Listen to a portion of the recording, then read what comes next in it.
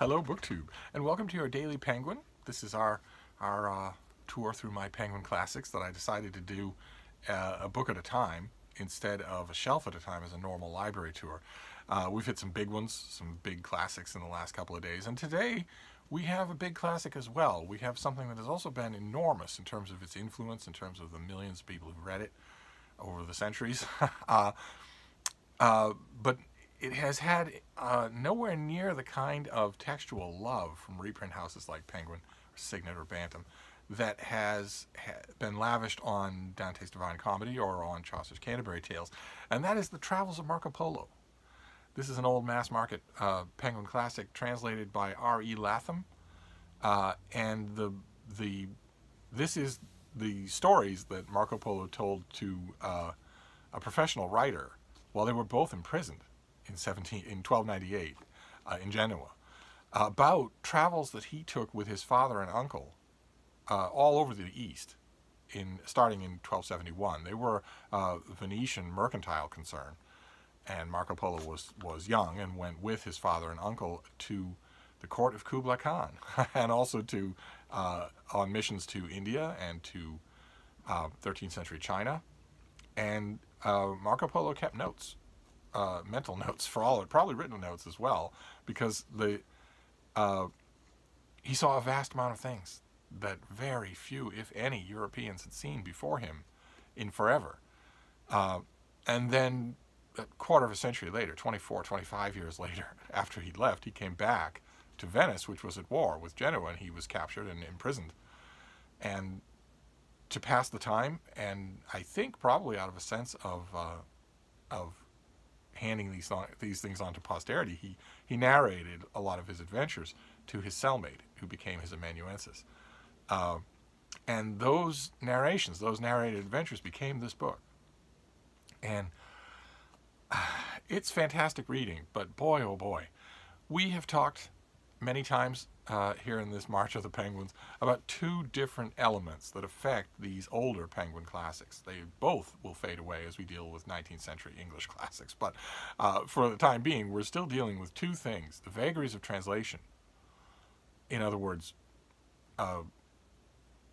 what the job of the translator is and what the philosophy is behind what you're doing as a translator for an ancient work. Are you trying to convey something, the spirit of something, or the exact letter of something? That's one thing that we've been dealing with. And the other thing we've been dealing with is the pitiless ratio of the survival of manuscripts. And when... She's at it again.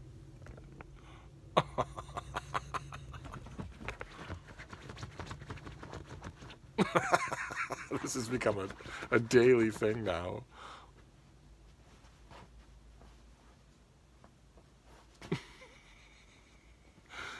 She'll do this for a long time, trying to create the perfect bed.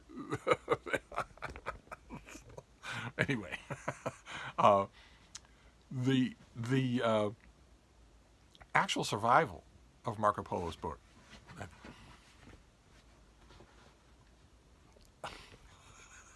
What a diva! The actual survival was not ever really in doubt, but. Both those concerns of ours in this Penguin Classic series are very much present when it comes to this book, because Marco Polo's own narrative style changes. It shifts from thing to thing depending on what he's doing. He sounds very different, for instance, in the passages where he is talking about the currency of some far-off mythical country that you know, 1 out of every 10,000 readers of his will ever meet anyone from. When he's talking about their roads, their currency, their weights and measures, their local customs, he tends to employ one voice. And when he's talking about the wonders of their world, or the wonders of getting there, the wonders of the Silk Road, or of all of the marvels that he's seen along his way, he tends to assume a very different tone. And a translator has to deal with that. We don't actually know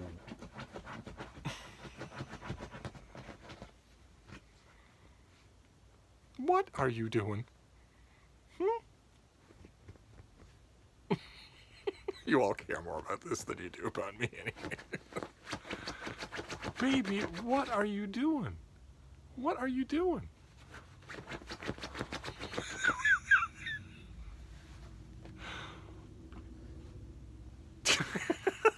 she'll do this for an hour, and then she'll just decide to hell with it and just plop down in wherever she happens to be without making, sounds like she just did, without making any use of all of the digging and scratching that she's been doing.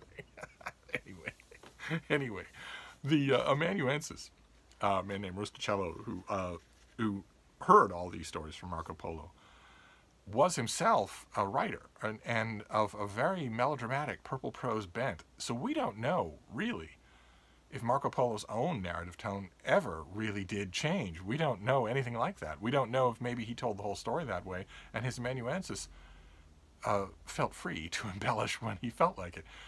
One way or another, the tone is not consistent in here, and that brings in questions of translation. And, oh my God, the textual history of this book. It's not that we lack for manuscripts. The manuscripts are never in danger of disappearing.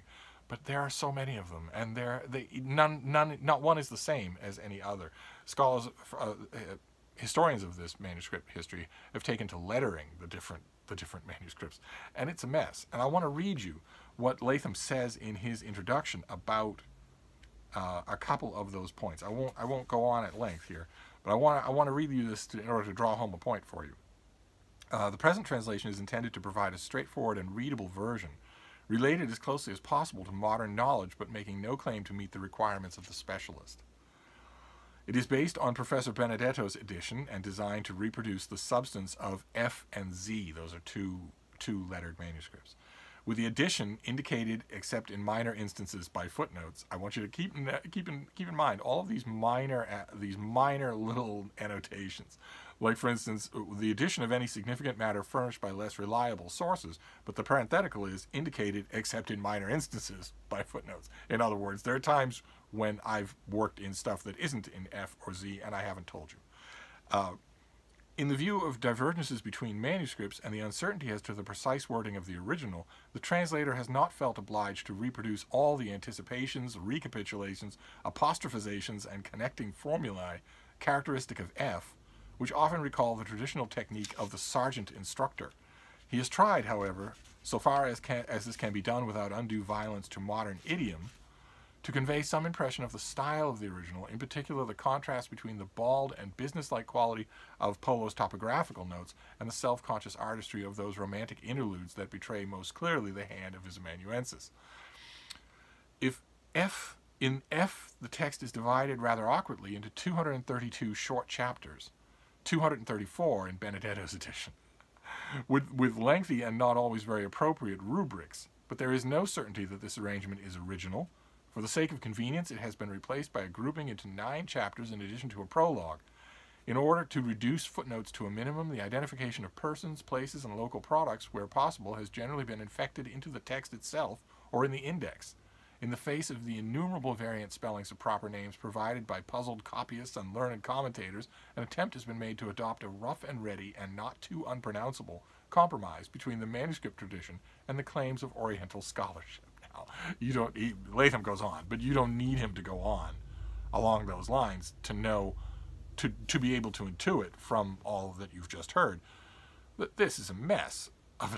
Not only is the original document, are the original documents and the original translation tradition a mess, but this version itself, this Penguin Classic, is also a mess. It's full of ad hoc posting and pasting and of splicing and dicing, and all according to the whim of the translator. So that you're getting the gist here. Absolutely, you're getting the meeting with the great Khan. You're getting the various wonders of the Orient that Marco Polo sees and relates. You're getting all of that, but in terms of getting a close, accurate translation of the original, Latham is not only saying that he definitely doesn't give you that. He's saying that's not possible. I have seen editions that do a lot better than this one at least coming closer to giving you a version that you can take to the bank, a version that you're going to trust a little. I mean, if you read up on the history of this text, then you learn right away that you can't trust. The textual history itself is just a cacophony of different voices. But you want I think you want a version that's a little bit better than this. Latham's version, this has been in schools. You've probably dealt with this yourself, and it's solid. It's solid and it's readable. But there are better translations. The one for Everyman's Library, for instance, is if I remember correctly, they take an older collaborative translation that's very atmospheric, far more atmospheric than Latham's, and overlay it with they bring somebody in, a new scholar. They bring a scholar in to overlay the whole thing with new scholarship, to clean it up in the way that we saw amended editions of older Penguin classics that weren't replaced. You still were getting Aubrey de Selincourt's translation, but you would get somebody to clean it up a bit. I believe it's Everyman Library who did that, and I would love to go. I would love to go online and just get that copy, but I don't think I could. I don't think it would be delivered to me.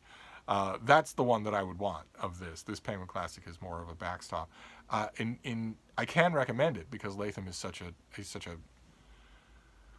enjoyable raconteur in his own right. But the main thing I wish that Penguin Classic did a little bit better by Marco Polo. This is, of course, shorter than the whole thing would be. But I wish that they did better by him. This was an incredibly influential work. That in terms of some of its longer fingers of influence actually changed the world. This inspired a whole bunch of the famous explorers of the Elizabethan age, for instance, including Christopher Columbus. And so I wish that Penguin did a little bit better by it.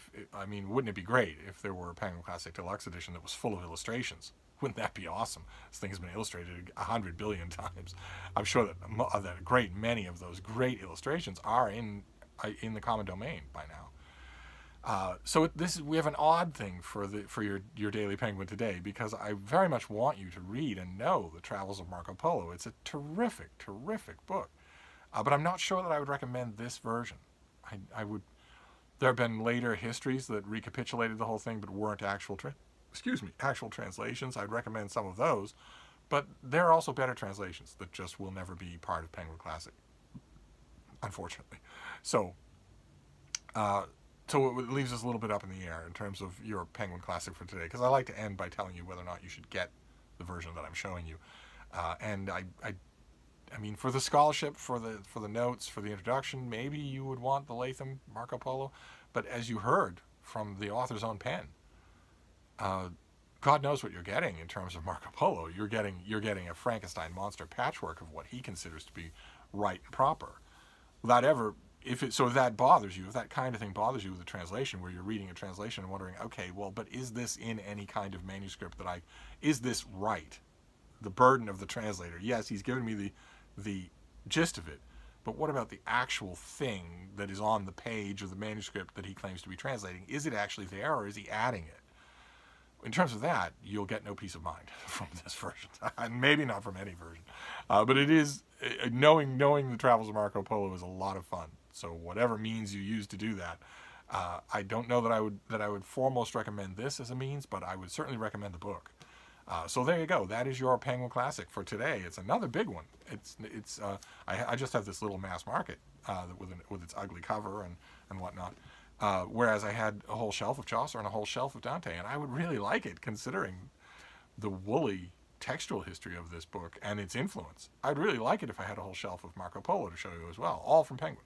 All different editions, all sorts of different translations, but I don't.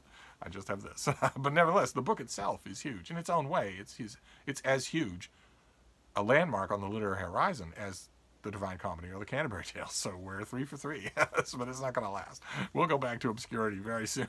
So I'm going to wrap this up for now, but I'll be back. Thank you, BookTube.